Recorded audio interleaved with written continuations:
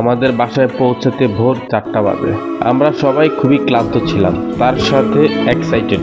রাতের খাবার খেয়ে আমরা ঘুমিয়ে পড়ি। ঘুম থেকে উঠে আমরা সকালের নাস্তা শেষ করে নেই। তারপর আমরা ইস্ট লন্ডনের অলিগলিতে ঘুরে বেড়াই। দুপুরে খাবার খেয়ে যাই London bridge, London I, parliament এবং বর্তমান রাজা চার্লসের বাড়িতে, এবং সর্বশেষ লন্ডন টাওয়ার ব্রিজে আমরা ঘুরতে যাই। দিন শেষে যখন অনেক ক্লান্ত, তখন রাতের খাবার খেয়ে ঘুমিয়ে পড়ি।